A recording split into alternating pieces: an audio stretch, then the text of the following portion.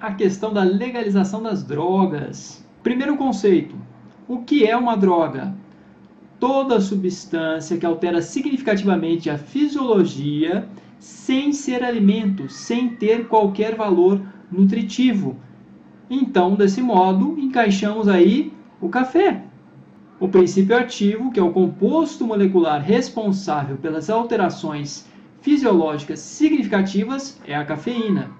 E o café é a forma mais orgânica, mais natural de ingestão de cafeína, assim como o guaraná. Existem outras substâncias também, alguns chás, mas o café seria a mais tradicional em nosso contexto brasileiro.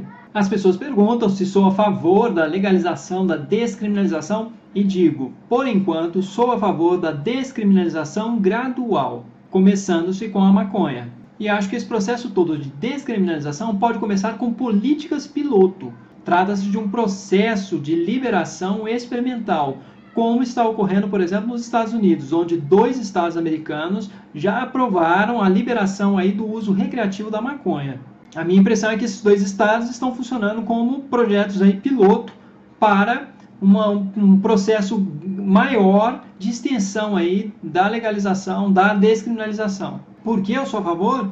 Porque eu não quero tomar tiros, sofrer violência urbana, em função do fato de algumas pessoas quererem utilizar essas substâncias para a sua recreação, para a sua alteração de consciência, e assim, esse uso terá prejuízos diretos para elas. Então eu acho assim, o sujeito está fazendo alguma coisa, se o prejuízo direto primeiro é para ele, se ele não está prejudicando diretamente terceiros, qual é o sentido de você proibir que ele utilize essa substância?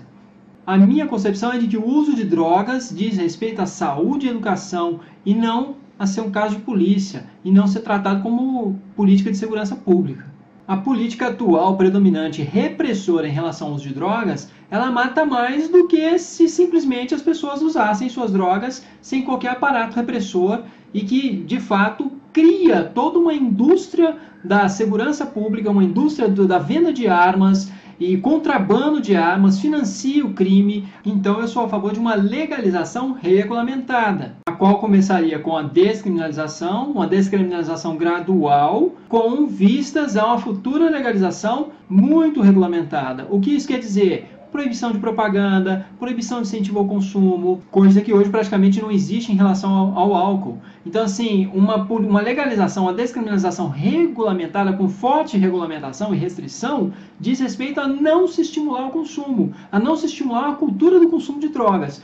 E hoje isso existe de forma muito intensa em relação ao álcool, que tem propaganda na televisão, tem patrocínio de diversos eventos e não existe qualquer restrição a esse estímulo cultural ao uso abusivo do álcool, por exemplo, que é uma droga mais danosa em termos fisiológicos e sociais do que a maconha, por exemplo. A pesquisa hoje que tem maior força para se falar de danos relacionadas ao uso de drogas é a pesquisa de David Nutt, a qual foi publicada no The Lancet, que é um respeitado, muito bem conceituado periódico científico na área de ciências da saúde. Foi publicada em 2010 e eu vou aqui para vocês na telinha colocar os dados em relação a essa pesquisa. Segundo a pesquisa de David Nutt, a droga que mais causa danos tanto aos outros, a terceiros, como aos próprios usuários é o álcool. Nessa pesquisa ficou ranqueado aí numa escala de 0 a 100. Depois vem a heroína, a cocaína, o crack e a cocaína vem em terceiro lugar, depois vem as metanfetaminas, depois vem a cocaína, depois o tabaco, as anfetaminas e depois é que vem aí a cannabis. Então nós temos o álcool em primeiro, heroína em segundo, crack e cocaína em terceiro, metanfetaminas em quarto, cocaína em quinto, tabaco em sexto, anfetaminas em sétimo e a cannabis, que é a maconha, em oitavo lugar. O gráfico dessa pesquisa está na descrição, no link abaixo. Vocês cliquem, vejam lá e confiram vocês mesmos. O tráfico de drogas é a terceira fonte de renda ilegal no mundo, perdendo só para a pirataria e a venda ilegal de armas. E quando a venda de alguns produtos é proibida, quem é que toma conta do negócio? O crime organizado, e é um negócio que rende muito dinheiro para esse pessoal e financia outras atividades criminosas. Há estimativas de que o crime relacionado ao tráfico de drogas represente 1/3 de todos os delitos no Brasil. Há uma estimativa da ONU de que o tráfico de drogas movimenta cerca de 400 bilhões de dólares no mundo. E tudo isso sem pagar imposto, tudo isso limpo, sem gerar um retorno para a compensação dos danos causados pelo consumo de drogas. A criminalização lota presídios, inclusive com usuários, com pessoas que foram pegas com uma certa quantidade, que passam a responder por um processo de tráfico, e o Brasil tem hoje uma das maiores populações carcerárias do mundo, e isso não é nada bom. Esse é o padrão americano. Nós queremos ter uma população carcerária enorme, a maior população proporcionalmente falando no mundo é a americana, a população carcerária. E o que ocorre ali? Ocorre que isso é vantajoso, é lucrativo para quem de alguma forma está por detrás da privatização dos presídios americanos. Então, quem ganha dinheiro, quem lucra lotando presídio, vai querer presídio cheio, e isso causa um prejuízo enorme para a sociedade. O modelo americano de guerra contra as drogas, que teve a sua formalização e seu crescimento significativo com a política de Nixon de guerra às drogas, a partir mais ou menos aí final da década de 60, início da década de 70, ela consome muitos recursos, há uma ligação muito suspeita entre a economia ilegal do tráfico de armas e o tráfico de drogas, da indústria armamentista. A guerra contra as drogas é interessante para quem fabrica arma, é interessante para quem fabrica aparato de segurança, quem está por detrás da indústria da segurança. E é muito mais caro investir em armamento do que investir em professor. Mas já existe um sistema todo estruturado nesse sentido.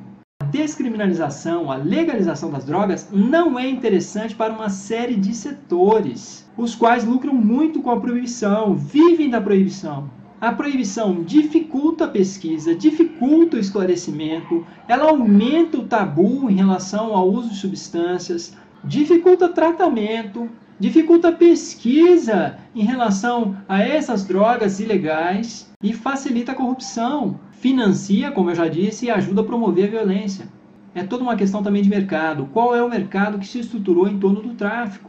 É um mercado jurídico, é um mercado, como eu já disse, da indústria de armas, é um mercado que tem relação grande com a questão da segurança, com polícia. E o que você prefere? Investir mais em educação em saúde, prevenção, tratamento, ou investir em arma, em polícia? O que ocorre hoje no Brasil em relação ao tráfico de drogas e toda a questão aí da violência, de alguma forma nós podemos olhar para o passado e visualizar que já ocorreu algo similar nos Estados Unidos, de 1920 a 1933, com a lei seca que proibia o uso de álcool, proibia o comércio de álcool nos Estados Unidos, e o quanto que ela incrementou, e o quanto que ela teve um papel fundamental para o aumento da criminalidade nos Estados Unidos. O crime organizado nos Estados Unidos tinha como fonte de renda até 1920 prostituição, jogos de azar e roubo. Mas aí o governo resolveu proibir o consumo e comércio de álcool. E o que ocorreu com isso? Ocorreu que você abriu uma brecha enorme para que o crime organizado tomasse conta da atividade. A ilegalidade de algumas substâncias faz com que elas se tornem aí um campo muito privilegiado de atuação do próprio crime organizado. O crime organizado vai saber como tirar muito dinheiro disso, vai saber como produzir muito dinheiro a partir desse tipo de atividade. Então acaba se transformando num meio mais fácil, num meio fácil para que o crime organizado comece a ganhar muito dinheiro. Proibiu? Vai ficar na mão de bandido. É assim. E aí cria-se um ciclo vicioso. Você tem que aumentar o investimento em segurança pública, aumentar o investimento em arma, isso de alguma forma vai fazer com que a criminalidade aumente, de que a violência aumente, e você cria toda uma estrutura de uma série de profissões, de uma série de áreas de atuação em torno aí dessa atividade que se tornou ilegal.